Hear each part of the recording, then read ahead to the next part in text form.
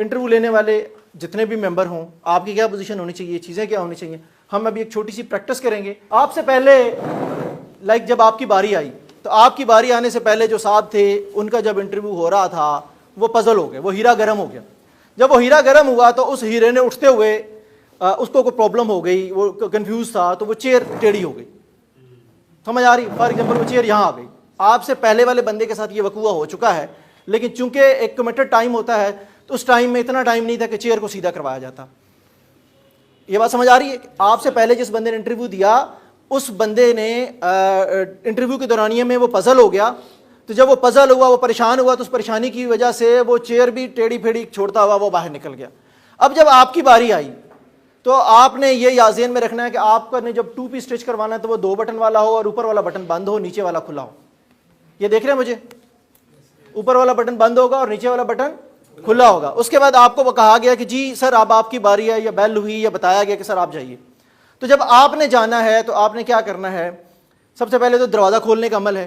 तो दरवाज़ा खोलने के अमल में आप हल्का सा उसको नॉक करें, हल्का सा आप नॉक करें, और नॉक करते हुए आप क्या करेंगे मैं आपको बताता हूँ। थोड़ा सा ये यहाँ से जगह दीजिएगा। लाइक हमें ये दरवाज़ा नॉक करना था, तो आप थोड़ा सा नॉक कर लें, ये 3 दफ़ा काफ़ी। उसके बाद आप इसको आराम से खोलें, और खोलने के बाद स्लाइटली जिस तरह से आप इसको नीचे लेके जाते हैं ना, वापसी पे भी इसको इसी तरीके से करके छोड़ के बंद करेंगे ताकि टक की आवाज़ ना आए। ये आपके कॉन्फिडेंस को शो करेगा। अगर आपने इसके ऊपर ग्रिप मजबूत रखी तो क्या करेगा? आपके कॉन्फिडेंस। और जो ही आप दाखिल होते हैं, दाखिल होते ही आपने इजाज़त लेनी है, सर मे आई कम इन। वो कहते हैं यस प्लीज़, अब आप अंदर आ जाएं। जब आप अंदर आते हैं, लाइक मैं इस दरवाजे से आ रहा था, सर मे आई कम इन।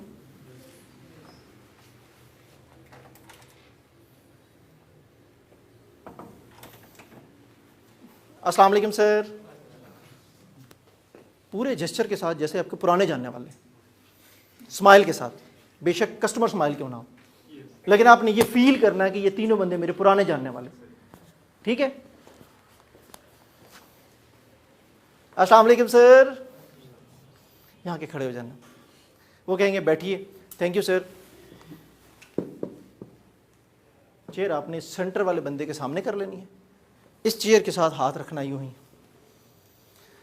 यहाँ आ जाएंगे, और बैठते हुए हाथ आपका अल्टीमेटली ये देख रहे हैं आप, इस पे चला जाएगा गैर महसूस अंदाज से। दिख भी रहा है, कोई फ़र्क नहीं पड़ता, लेकिन आपके हाथ ने इस पे रहना है, लेफ्ट हैंड में। लेफ्ट हैंड से आपने ये क्या करना है? इसको खोलना है। खोलने के बाद ये आपने हाथ पहले रखा और आप आराम से यहाँ बैठ गए। और बैठते हुए मैंने आपको 2 तस्वीरें दिखाई, तो उनमें गैप था। गैप नहीं आना चाहिए आपकी कमर से गैप नहीं आना चाहिए। आप बेशक उसके बाद यहाँ से अपने आप को थोड़ा सा एडजस्ट करना है तो कर लें, अपने टाई सीधी करनी है तो कर लें, और ये हो गया। ठीक है? दोनों हाथ आपके अपने बाजू इस्तेमाल करने, अपने टेबल यूज़ नहीं करना। लड़कियों ने अपना पर्स ऊपर नहीं रखना, पर्स वहीं पे नीचे रख देना है, और उसके बाद आपने ये बैठ जाना है। इसके हाथ से ज़्यादा इस हाथ ने मूवमेंट ले ली ना तो ये यहाँ आ सकता है, इससे आगे आप नहीं बढ़ेंगे। टांगों को ये नहीं करना, ये गलत जेस्चर है। आपकी ये टांगें यूं ही रहेंगी, या ये यूं हो सकती हैं, या ये यूं हो सकती है। इसके अलावा नहीं। ये ठीक है, ये भी ठीक है, ये ऊपर नीचे ये भी ठीक है, और ये ठीक है, बस। उसके अलावा आपके दोनों हाथ यहाँ रहेंगे। पीछे वालों को नजर आ रहा है? ये दोनों हाथ यहाँ रहेंगे, और आपकी कमर फुल टाइम देख लें कि मैं पीछे टच करके बैठा हूँ तसल्ली से। उसके बाद आप ये बैठे हुए हैं, हाथ आपके यहाँ पे। इन हाथों को ज़्यादा आप फॉर एग्जाम्पल आपको कुछ हो रहा है, या तो आप इसको यहाँ पर लें। आप रूटीन में घड़ी नहीं पहनते, उस दिन भी मत पहने। अगर आप पहनते हैं तो पहन के, अगर आप रूटीन में घड़ी नहीं पहनते तो मत पहने उस दिन। क्यों? वो आपको इरिटेट करेगी। और घड़ी में कोशिश करें कि ये जो बड़े बड़े कमांडो डायल हैं वो मत पहने, सिंपल और सादा सी घड़ी हो जो आपकी पर्सनालिटी को क्योंकि ये एक असर देना है, तो कोशिश ये करें कि या तो आप घड़ी नहीं पहनते तो फिर तो बहुत ही अच्छी बात है, नहीं। और अगर आपने पहनते हैं रूटीन में तो बड़े डायल्स वाली हैं, शौकी घड़ियाँ, तो वो रिमूव कर दें। सादा सी घड़ी पहनी हो वो ठीक रहेगी, क्योंकि आपको तंग नहीं करेगी। रिंग के हवाले से भी मैं यही कहूँगा कि अगर आप रिंग्स नहीं पहनते तो अच्छी बात है, और अगर आप रूटीन में पहन रहे हैं एक आध तो ठीक है, ज़्यादा पहनी होंगी तो उस पर सवाल होना शुरू हो जाते हैं, और फिर बंदा खुद भी उसको मुतमईन नहीं कर पाता। ये हाथ थे, या ज़्यादा से ज़्यादा ये हो गए।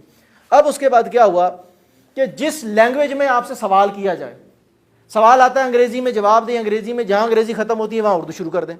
और अगर सवाल आता है उर्दू में तो जवाब उर्दू में ही देते हैं, वहां अंग्रेजी बोलने की जरूरत नहीं। लैंग्वेज में सीधी बात समझें कि आपको अगले बंदे को उसी लैंग्वेज में जवाब देना है जिस लैंग्वेज में उसने आपसे सवाल किया है। फिर क्या होता है, बाज़ औक़ात ये होता है कि एक मेंबर आपका से सवाल जवाब कर रहा था, इस सवाल जवाब के दौरानिए में ही आप जवाब दे रहे थे तो दूसरे मेंबर ने सवाल कर दिया, आप चुप कर जाए, थोड़ा सा बॉडी जेस्चर उस तरफ ले आए, माइनर सा, जैसे अब आप उसकी बात तवज्जो से सुन रहे हैं। बात सुनते हुए फॉर एग्जांपल उन्होंने कुछ ऐसा कहा आपको समझ नहीं आया, आप कहें सॉरी सर मुझे समझ नहीं आया, सर प्लीज़ आप अपना क्वेश्चन दोबारा दोहरा देंगे। ये मैं थोड़ा सा आगे हुआ हूँ कनेक्ट बिल्ड करने के लिए, मैं इनसे बात कर रहा हूँ, सर क्या आप अपना क्वेश्चन दोबारा दोहरा देंगे, सर मैं आपके क्वेश्चन को समझ नहीं पाया। उसके बाद इनका जवाब दे रहे थे, इधर से सवाल आ गया, आप चुप कर जाए, सीधा इधर हो जाए, उनसे सवाल जवाब एक। फिर हमसे एक ये होता है हम तमहीद बांधना शुरू कर देते हैं, मुझे सवाल का जवाब आता था लेकिन मैं उसकी तमहीद बांधना शुरू कर, आपके पास जवाब देने के लिए 20 to 30 सेकेंड, लिहाजा टू दी पॉइंट। उसने कहा जी पाकिस्तान कब बना, सर 14 अगस्त 1947, बात खत्म होगी, कोई जरूरत नहीं है बताने की कि जनाब 1857 से मूवमेंट स्टार्ट हुई, 1940 में करारदाद मकासद पेश की गई, बहुत से लोगों ने बड़ी कुर्बानियां दी, बड़ी परेशानियों के बाद बना। नो, आसान सा जवाब है 14 अगस्त 1947, बस, इसके अलावा कुछ नहीं है।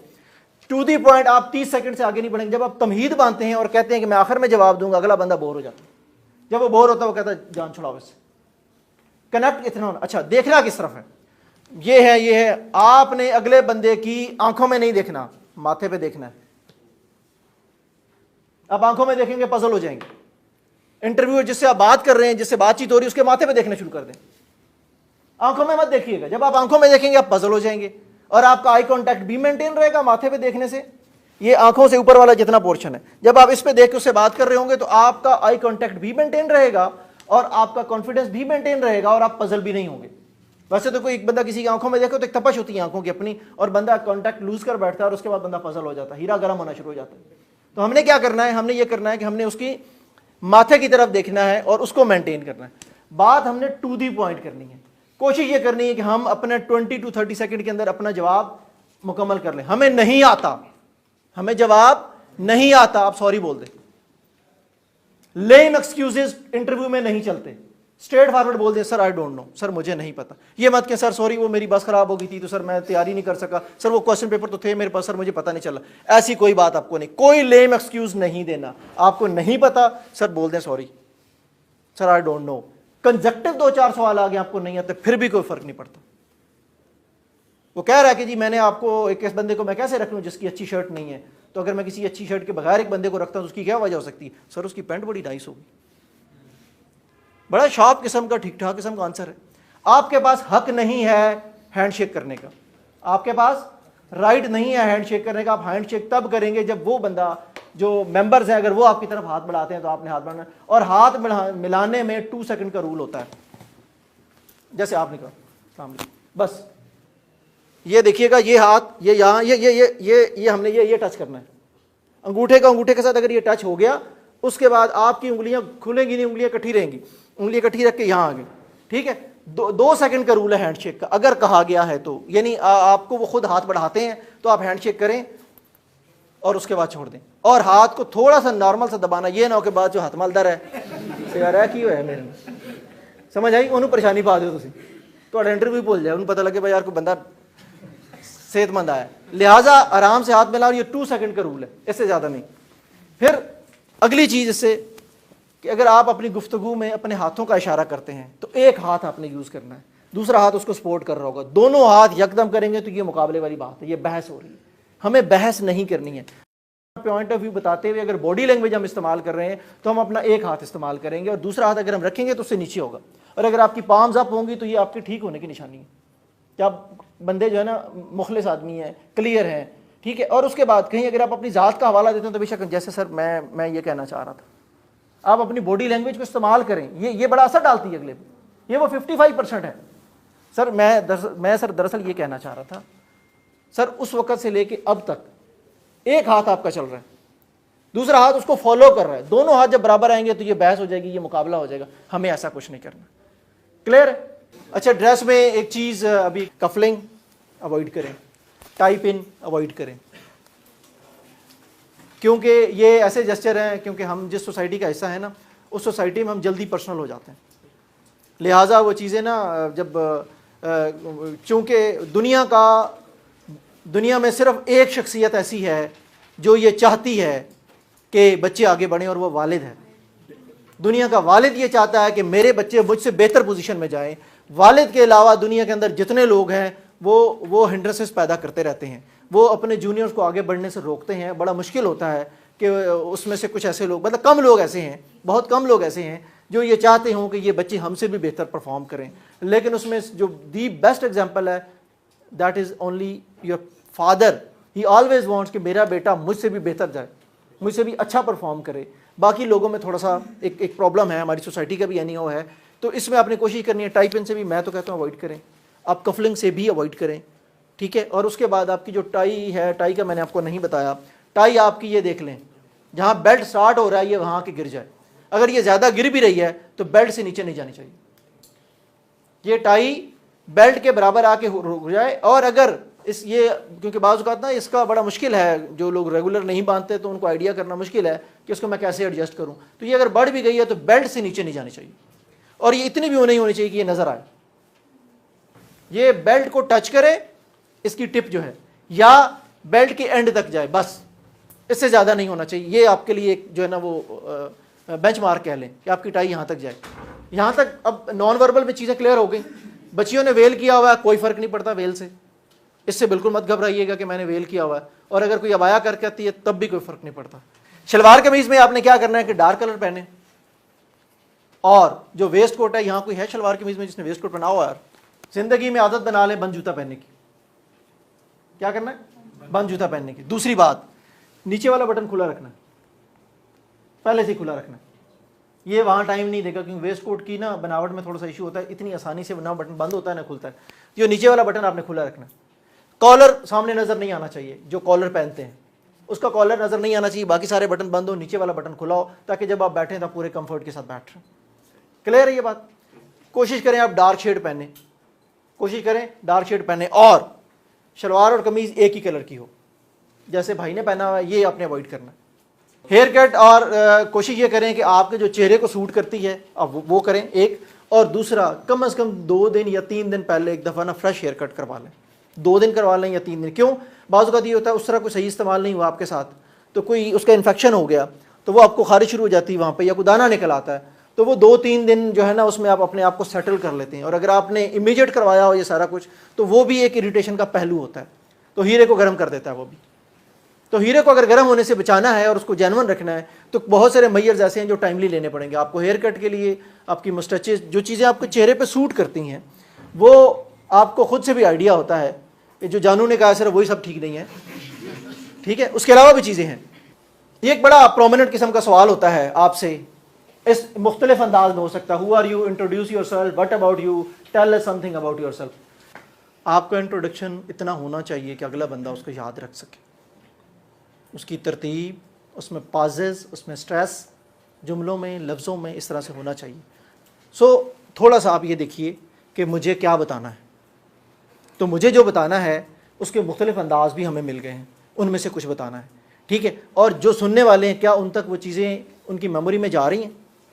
कोई ऐसा कनेक्शन बिल्ड कर रहे हैं आप? कोई अल्फाज का चुनाव इस तरह से हो रहा है, आपके जुमलों में स्ट्रेस और पाजेज उस तरह से हैं? सब तक ये पहुँच गया डॉक्यूमेंट? ये बेसिकली आपको 2 फ़ायदे देगा ये डॉक्यूमेंट। जब आप इस डॉक्यूमेंट को तैयार कर लेंगे, आपको 2 फ़ायदे होंगे। पहला फ़ायदा ये है कि इंट्रोडक्शन में याद रखिएगा, हमें आपका इंट्रोडक्शन लेना, आपके ज़िले का नहीं लेना, आपके पेरेंट्स का नहीं लेना, आपकी फैमिली का नहीं लेना। तो जो आपको बताना है, कोशिश करें फोकस करके अपनी ज़ात के बारे में बताएं, ताकि हमें पता चले हमने आपको रखना है सिस्टम के अंदर, हमने आपको अपनी कंपनी का हिस्सा बनाना है, हमने आपको अपने इदारे का हिस्सा बनाना है, आपके वालिदैन को नहीं बनाना, आपके ज़िले सियालकोट को नहीं बनाना, ठीक है। कोशिश करें कि आप फोकस रहें अपने ज़ात के इर्द गिर्द। अपनी ज़ात को डिफाइन करने के लिए एक डॉक्यूमेंट तैयार किया गया, और अगर आपने ये रिलीजियसली तैयार कर लिया तो ये आपका CV भी होगा। आपको आइंदा CV की भी ज़रूरत नहीं पड़ेगी किसी से बनवाने के लिए, आपकी ये सीधी सीधी CV भी है। इसमें जो टॉप पे लिखा गया है नेम इन कैपिटल, ये बात याद रखिए कि जो आपका नेम इन कैपिटल वाला पोर्शन है, क्या नेम इन कैपिटल वाले पोर्शन में, जब आपका जो नाम का पहला जो है ना पोर्शन, आपके नाम का जो पहला हिस्सा जो है, यानी जो सरनेम है जिसे आप पुकारे जाते हैं, उसके जो पहले पहले लफ्ज़ है ना, जैसे मैं अगर अपना नाम कहूँ तो हम लिखेंगे तो यूं ही बेसिकली, ठीक है। लेकिन अगर आप इसको कहीं अपनी कॉपी पे ना बाद में अलहदा से यूं लिख के हर लफ्ज़ को बेस लाइन बना के, तो इससे जो जो खूबियाँ बनती हैं वो डाल लेनी है। समझ आ रही है? क्या करना है आपने? आपने अपने नाम को इस तरह से लिखना है, इस तरह से लिखने के बाद इसके आगे क्या करना है आपने, इससे ए से क्या बनता है, एच से क्या बनता है, आई से क्या बनता है, आर से रिस्पॉन्सिबल है, आई से इनिशिएटिव है, एच से ऑनेस्ट है, ठीक है, समझ आ रही है। इस तरीके से जो खूबियां बनती हैं और आपको रेलेवेंट भी हैं आपकी ज़ात से, तो कोशिश करें वो आप अपने नाम से मुतल्लिका यहाँ से निकालना शुरू कर दें, ठीक है। इसके टॉप के ऊपर आप अपना नाम लिखेंगे, कैरियर ऑब्जेक्टिव है, फिर स्किल सॉफ्ट एंड हार्ड अलग अलग हैं, एक्सपर्टीज़ कोई ऐसा काम जिससे आपको महारत हासिल हो, प्रोफेशनल कोर्सेज अगर आपने कोई किए हुए हैं तो पेज चेंज करें। दूसरी साइड पे एकेडमिक्स जो आपने डिग्रियां ली हैं, सीनियर डिग्री ऊपर, जूनियर डिग्रियां नीचे, यानी एमए, फिर उसके नीचे बीए, उसके नीचे एफए, उसके नीचे मैट्रिक। प्रोजेक्ट्स कोई ऐसा काम था जो स्पेशल हुआ और आप उसका पार्ट थे, नहीं है तो बेशक छोड़ दीजिएगा। बियॉन्ड एकेडमिक्स पढ़ने के अलावा आपने कोई काम किया या करते हैं या आपको शौक है करने का तो वो आप लिख लें। बर्निंग डिज़ायर, आपके अंदर एक चीज़ ऐसी होती है जो आपको सोने नहीं देती, जो करते हुए आपको टाइम एंड स्पेस का पता नहीं चलता, वो चीज़ यहाँ आ जाती है। मेरिट्स और डीमेरिट्स, मेरिट्स और डीमेरिट्स ढूंढने के लिए एक बड़ा टिपिकल सा काम है। इसका तरीकाकार ये होता है, मैं तो ये एडवाइस करता हूँ कि आप अपने जानने वाले लोगों के ज़िम्मे लगाएं, 5 लोगों के ज़िम्मे लगा दें या 10 लोगों के, उन्हें कहें जी मेरी 3 खूबियाँ और 3 खामियाँ बता दें, वो आपको सब बताना शुरू कर देंगे, मैसेज करके या चिट उनको पकड़ा के जी मेरे बारे में 3 खूबियाँ लिख दें और मेरी 3 ही खामियाँ लिख दें। वो आपको जब देंगे उनको आप एक तरतीब से एक टेबल बना लीजिएगा, 25-30 खूबियाँ आ जाएंगी, 25-30 खामियाँ आ जाएंगी, फिर उसमें से चीज़ें निकाल के आप क्या करेंगे, मेरिट्स और डीमेरिट्स में आप पुट कर लीजिएगा। तो ये आपका अगर डॉक्यूमेंट तैयार हो गया तो आपकी CV भी तैयार हो गई एक, और साथ साथ आपकी दूसरी चीज़ तैयार होती है इससे, आपका जो इंट्रोडक्शन है आपने क्या कहना है, और इसमें से चीज़ें निकाल के आपने 30 से 50 सेकंड के दरमियान वो बोलनी है, उसकी आपने प्रैक्टिस कर लेनी है। आपको एक सिचुएशन आ जाती है इंटरव्यू के अंदर, क्या आती है सिचुएशन जब आ जाती है तो आपने याद रखना है, आपने उसका जो रिप्लाई करना है, उस सिचुएशन से जो निकलना है, उसको हम कहते हैं स्टार रिस्पॉन्स। क्या? यानी जब भी हमें कोई परेशानी आती है तो हम ऊपर देखते हैं ना, या अल्लाह मेरी मदद करें। जब भी हमें कोई प्रॉब्लम आती है तो हम अल्लाह पाक की तरफ देखते हैं, ये कहते हैं या अल्लाह हमें इस मुसीबत से निकाल, इस परेशानी से निकाल। ऊपर क्या है? आसमान, आसमान पे क्या है? चमकते हुए सितारे, ऐसा ही है। तो आप ये चमकते हुए सितारे हैं, तो आपने स्टार रिस्पॉन्स याद रखना है। स्टार रिस्पॉन्स जब आपके जहन में होगा तो आपको उस सिचुएशन से निकलने में आसानी रहेगी। स्टार रिस्पॉन्स में पहली चीज़ आती है सिचुएशन, जो कि उन्होंने आपको बता दी, ठीक है। दूसरी चीज़ आती है टास्क, ये स्टार के ही लफ्ज़ों को हम एब्रीवेट करें, वो आपको एक टास्क दे देते हैं, एक सिचुएशन बिल्ड करते हैं कि जी ये सिचुएशन है, उसमें आपने अपने लिए एक टास्क ढूंढना होता है कि इसमें मेरा टास्क क्या है, मैंने क्या करना है, और उसमें मैं एक्शन क्या लूँगा, और मेरे एक्शन के बाद रिजल्ट या रिस्पॉन्स क्या होगा। This is the simple star. Star की समझ आई? आप सादा सा स्टार है, उसको आप पुट कर लें जब भी आपके पास कोई सिचुएशन आती है। उस सिचुएशन में पहली चीज़ ये है कि सिचुएशन थी क्या, आपके ज़िम्मे क्या टास्क है, आपने एक्शन क्या लेना है, और उसका रिजल्ट या रिस्पॉन्स क्या होगा। अगर आप इसकी तरतीब, ये हायरार्की बना लेंगे तो आप उस मसले से निकल जाएंगे। अदरवाइज हो सकता है उस सिचुएशन से निकलने में ना आप तमहीद ही बांधते रहें या वसाइल इकट्ठे करते रहें, रिसोर्सेज बनाते रहें, और वो टाइम भी ओवर हो जाएगा और आप उन चीज़ों को शॉर्ट टाइम में कंपाइल नहीं कर पाएंगे। समझ आ रही बात की? शॉर्ट टाइम में कंपाइल नहीं कर पाएंगे। लिहाजा सिचुएशन टास्क एक्शन रिजल्ट या सिचुएशन टास्क एक्शन रिस्पॉन्स, इसको हम क्या कहते हैं? Star response. कभी भी कोई सिचुएशन बिल्ड हो जाती है, और ये सिचुएशन सिर्फ इंटरव्यू में नहीं आती, ये लाइफ में भी कहीं आ सकती है। जिंदगी के जिस मोड़ पे आपके साथ कोई सिचुएशन आ जाए, आप ये फार्मूला लगाएं। एक एम्प्लॉयर जो है वो क्या चाहता है आप में, उसकी क्या ज़रूरत हो सकती है, कि आपको आपके अंदर क्या क्या चीज़ें होनी चाहिए। जो इंटरव्यूअर जो चीज़ें आपसे मांग रहा होता है ना, तकरीबन एम्प्लॉयर भी वैसी ही चीज़ें मांग रहा होता है। लिहाजा जब असेसमेंट शीट बनती है, क्या बनती है? असेसमेंट शीट बनती है इंटरव्यू की, या जो मार्किंग शीट बनती है, उसके अंदर चीज़ें क्या आती हैं? ये चीज़ें होती हैं। कम्युनिकेशन स्किल है, प्रॉब्लम सॉल्विंग है, टीम फिट या टीम वर्क है, रेलेवेंट एक्सपीरियंस है, प्रोजेक्ट मैनेजमेंट में क्या होगा, इनिशिएटिव कितना है, कस्टमर केयर क्या है, आईटी से कितना फेमिलियर है, और कमर्शियल अवेयरनेस कितनी है उसकी। और इन सारी चीज़ों में याद रखिएगा पहले के नंबर डबल होंगे बाकियों से। कम्युनिकेशन को आप 20 नंबर देंगे, बाकी को 10-10 तो 100 बन जाएंगे। इसको 40 देंगे, बाकियों को 20-20 तो 200 बन जाएंगे। आपको पहले पोर्शन के नंबर डबल देने हैं, बाकी सबको उसके हाफ देने हैं। ये एक मैंने जर्नल शीट बनाई है। आपका जो फोकस एरिया है ना इंटरव्यू के अंदर, जब भी कोई इंटरव्यूअर बैठेगा या कोई चीज़ें देखेंगे तो ऑलमोस्ट ये एक मैं एक आप कह लें कि एक टेम्पलेट कह लें आप इसको, इसको आप ये मत कहिए कि सर उन्होंने मुझसे आईटी की बात ही नहीं की है। ये जनरली एक टेम्पलेट है कि आपकी पर्सनैलिटी के अंदर इन 9 एरियाज के ऊपर थोड़ी थोड़ी चीज़ें होती हैं। ये एक टेम्पलेट मैंने बनाया है, ये काफ़ी सारी उस चीज़ों को देखने के बाद कि ये चीज़ें हो सकती हैं। जब भी हम किसी टीम की सिलेक्शन कर रहे होते हैं तो एटलीस्ट इन चीज़ों को देखा जाता है। और इसमें से जो पहला पोर्शन है कम्युनिकेशन स्किल, जो कि यहाँ पे हमने ड्राइव भी की है थोड़ी सी, वो डबल नंबर लेगी, उसके मार्क्स डबल होंगे, बाकी सब चीज़ों के सिंगल होंगे। आपने अपने आप को खुद लेके जाना है। इंटरव्यू रूम के अंदर जो सबसे बड़ा स्ट्रेस हम ले लेते हैं किसी भी वजह से, उसमें एक बात याद रखें कि आपका इंटरव्यू तक पहुंच जाना एक बहुत बड़ी सक्सेस है। एक दूसरी बात यह है कि अगर आप इनका इंटरव्यू क्लियर नहीं भी होता तो इससे कोई फ़र्क नहीं पड़ने वाला। उसकी वजह क्या है? उस पर आपकी कोई आगे इन्वेस्टमेंट नहीं है। अगर हो जाए तो वेरी गुड, ना भी हो तो कोई फ़र्क नहीं पड़ना चाहिए, कोई फ़र्क पड़ता भी नहीं है। लेकिन हम अपने आप को इतना एंगेज कर लेते हैं, इतना एंगेज कर लेते हैं कि हमारे ऊपर स्ट्रेस आ जाता है, वो हीरा गर्म होने लग जाता है। लिहाजा जब आप इंटरव्यू रूम के अंदर दाखिल हों तो बराए मेहरबानी अपने आप को इस मोटिव और सोच